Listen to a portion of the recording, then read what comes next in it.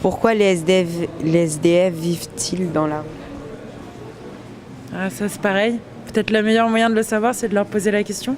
Il y a beaucoup de raisons, que ça va de la perte du travail au fait qu'ils viennent ici parce qu'ils pensent trouver quelque chose de meilleur. À la base, ils avaient une maison, j'espère pour eux.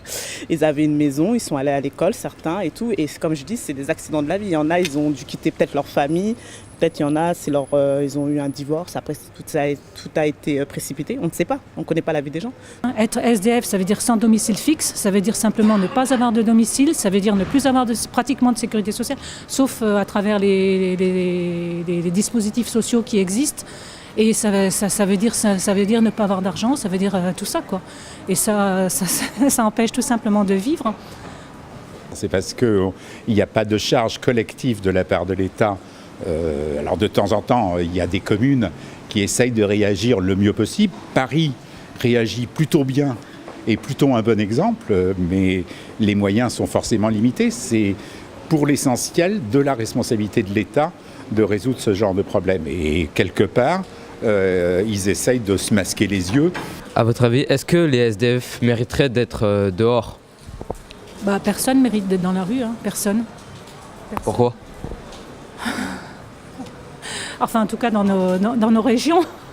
Dans nos régions, peut-être que quand on vit dans des pays comme à Bali ou ailleurs, être dehors ou protéger les intempéries, ça suffit. Mais ici, c'est absolument insoutenable.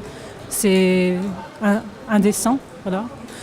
Être dans la précarité dans la rue, c'est atroce. Voilà. D'être dehors, non. Pourquoi ? Parce qu'en ce moment, il fait très froid et je pense qu'on devrait ouvrir les stations de métro la nuit pour accueillir les SDF. Je suis très choqué par les réactions anti-SDF qu'il peut y avoir. Alors il y a l'histoire de la barrière là, d'il y a 2 jours à Paris. Il y a le mur qui est finalement un mur de la honte, le grillage de la honte qui se trouve sous le métro Stalingrad, qui ne permet pas... Alors ce n'est pas des SDF, en fait, c'est essentiellement des migrants qui n'ont pas d'hébergement d'urgence. C'est pour les empêcher de s'installer là. Je suis très choqué par ce genre de choses. Personne ne mérite d'être dehors. C'est des accidents de la vie. C'est un risque qui peut arriver à tout le monde. Ça peut même m'arriver à moi un jour. Je peux avoir des problèmes et de fil en aiguille me retrouver à la rue. Et je ne crois pas qu'un SDF se choisit d'être à la rue. Ou alors peut-être qu'avec le temps, il s'en accommode. Mais au début, je ne pense pas qu'il s'est dit un jour je vais m'installer dans la rue, être dans le froid. Et voilà quoi, être un marginal de la société. Je ne pense pas qu'au début c'était comme ça. Peut-être que ça a évolué, mais je ne pense pas qu'au début c'était comme ça. Et que personne ne mérite de vivre ça. On est surtout en France, où on a un pays des droits de l'homme, où la dignité est à chaque fois dit dans les discours des politiciens et tout. C'est une question de dignité, c'est une question d'humanité et d'efficacité là aussi. Voir ça en 2017 et de voir que ça ne fait que d'augmenter, que de s'accroître et de devenir de pire en pire et que limite ça ne sensibilise pas les gens, je trouve que non, personne ne mérite ça. Ah non, personne ne mérite d'être dehors, surtout en plein hiver, personne. Et pourquoi, à votre avis ? Parce que ce sont des gens comme vous et moi, vous avez un toit, j'ai un toit, il leur faudra un toit aussi également. De quelle manière aideriez-vous un SDF ? C'est toujours... ma réaction est fondamentalement d'être humaniste. Donc évidemment, j'ai envie de les aider. Les aider en leur donnant une pièce, je le fais relativement rarement. Il faut qu'ils fassent quelque chose qui m'amuse. Moi, j'aide un SDF en lui donnant des pièces quand j'en ai, ou quand j'ai un paquet de gâteaux quand j'en ai, mais c'est des petites actions. Je suis pas dans une association, je fais pas comme certains des maraudes ou des choses comme ça. C'est au cas par cas. Si on va faire des courses, on peut acheter du pain ou leur demander ce qu'ils ont envie. Il y a un monsieur par exemple, là, juste là, à chaque fois il veut, à côté du Franprix, c'est peut-être plutôt juste là, il veut qu'on lui achète du lait caillé. Et puis des fois juste s'asseoir avec eux et parler avec eux, c'est bien aussi, parce qu'en fait c'est des gens. Je donne systématiquement à des dames avec des enfants. Avec un profil réfugié, je sais pas, ça dépend des moments. Donc si je suis dans le centre de Paris, il y a des fois des personnes sur un pont, tout ça, je donne systématiquement tous les jours. Voilà. Ça veut dire que j'ai calculé que je me privais de quelque chose tous les jours pour donner. Je trouve ça atroce d'être dans la rue. Les SDF, ce dont ils ont le plus besoin au-delà de l'argent, c'est d'avoir de la compagnie et de se sentir exister dans la société, ce qui n'est pas le cas.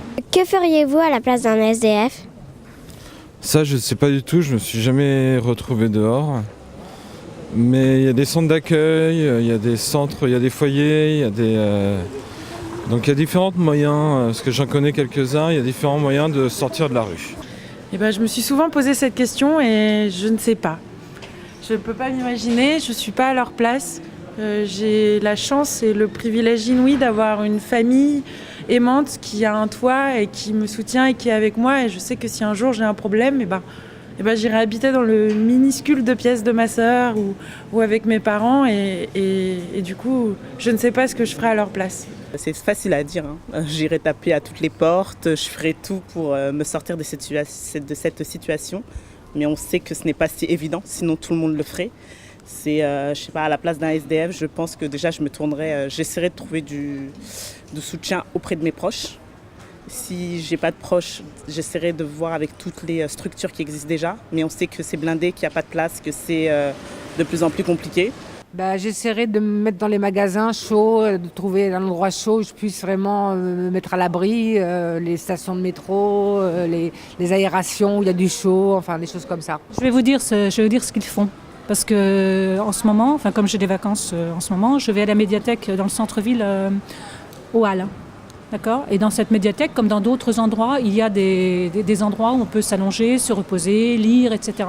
Et il y a donc beaucoup de personnes qui sont sans doute SDF ou dans un état de pauvreté et de précarité extrême et qui sont dans ces lieux au milieu d'autres personnes, des personnes âgées ou même moi qui travaille et qui suis insérée socialement et qui vais jeter un petit coup d'œil pour un bouquin entre deux courses. Et ces personnes peuvent être allongées, dormir en étant protégées et en étant parmi les autres. Vous voyez, dans un certain vivre ensemble, ce qui est les fondamentaux d'une société. Et quand je suis témoin de ça, d'entendre des personnes qui ronflent parce qu'elles n'ont sans doute pas dormi la nuit et elles dorment dans la journée, je suis juste témoin de ce que peut faire aussi une ville ou simplement le personnel d'une médiathèque en accueillant. Et d'une manière très discrète. Hein. Je ne suis pas SDF, je ne peux pas me mettre à la place d'un SDF. Ma réaction, elle est toujours une réaction que quand on est plus nombreux, on a plus de chances d'y arriver. Donc mon souci, c'est de rassembler et d'essayer de rassembler. Mais évidemment, cette population, c'est très très difficile de la rassembler parce qu'ils sont dans l'urgence individuelle de leurs problèmes. Macron va-t-il tenir sa promesse envers les SDF d'ici la fin de l'année 2017 ? Je connais pas sa promesse, donc je ne sais pas. La première bataille, c'est de loger tout le monde dignement. Je ne veux plus, d'ici la fin de l'année, avoir des femmes et des hommes dans les rues. Je suis très sceptique. J'espère bien, sinon j'irai lui botter les fesses. Non, la politique de Macron, elle est très mauvaise. La preuve, c'est que il n'y a pas de centres d'hébergement d'urgence qui sont créés de façon conséquente. Le logement social que j'évoquais, qui est la seule solution, il faut du logement très social. Il veut casser ce logement social. La meilleure preuve, c'est la diminution des APL, de l'aide au logement. Par exemple, c'est très mauvais. Chaque euro compte pour les gens qui n'ont pas d'argent. Vu la politique de Macron, je ne pense pas que les SDF soient sa priorité. Mais bon, on verra bien, ça ne fait que 6 mois qu'il est au pouvoir. En 2017, je ne crois pas que le problème va être réglé.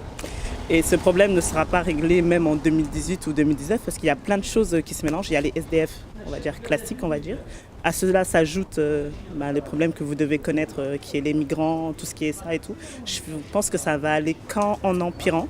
Je pense que c'est quelqu'un qui est un peu dans la stratégie de Nicolas Sarkozy. Donc il dit ce que les gens veulent entendre. Et parfois, quand il sait que ça peut être contre lui, il dit le contraire ou vice-versa. Mais c'est quelqu'un qui ruse avec nous. Il ruse avec la société, il ruse avec la civilisation, il ruse avec les Français. Il a dit que les SDF ne seraient plus en ville, seraient dans des habitats de Paris. Non. Tous les SDF serait Ils sont bien que l'année logés. 2017, donc dans 2 jours. Oui. Mais par rapport à la crise aujourd'hui, quand les SDF qui sont des papiers, résident ici, alors je pense qu'ils n'ont aucun problème. Les SDF qui reviennent, soi-disant, qu'on parle que de l'SDF, la communauté, soi-disant, français, ou là on parle des SDF de l'Europe. Donc on parle des SDF, même il vient de Japon ou là, de l'Inde, c'est un SDF. Hein? Mesquine, n'a pas d'argent, n'a pas de couverture. Mais les SDF qui sont inscrits, ils sont des papiers, ils tous sont ce qu'il faut, ils ont besoin de rien. Comme il a dit Edith Piaf, rien de rien. Tu vois, il n'y a aucun souci. Il promet tellement de choses que j'ai pas suivies. C'est quoi la promesse de Macron sur là-dessus? Les SDF ne vivront plus dehors. Pardon. Déjà, il faudrait qu'il arrive à les recenser, tous, parce qu'il y en a beaucoup qui ne sont pas recensés. Il y en a certains qui sont français, mais il y en a d'autres qui ne le sont pas. Du coup, on ne sait pas exactement combien il y a de personnes qui dorment dehors tous les soirs. Et donc, je lui souhaite de tenir sa promesse, mais j'y crois pas trop. Surtout que je connais quelqu'un très bien qui travaille pour une association qui s'occupe du relogement des personnes qui vivent à la rue. Et normalement, ces associations existent pour pallier... Enfin, elles existent de la part de l'État. C'est-à-dire que l'État devrait s'occuper de ça, mais comme l'État n'a pas envie de le faire en son nom, c'est des associations qui s'en occupent et normalement, ils donnent de l'argent. Et là, l'État a décidé de diminuer de moitié ce qu'il donne d'habitude. Donc elle est jolie, cette promesse, mais pour l'instant, il ne tient pas ses promesses économiques là-dessus, en tout cas. Qu'est-ce qu'il faudrait pour aider les SDF?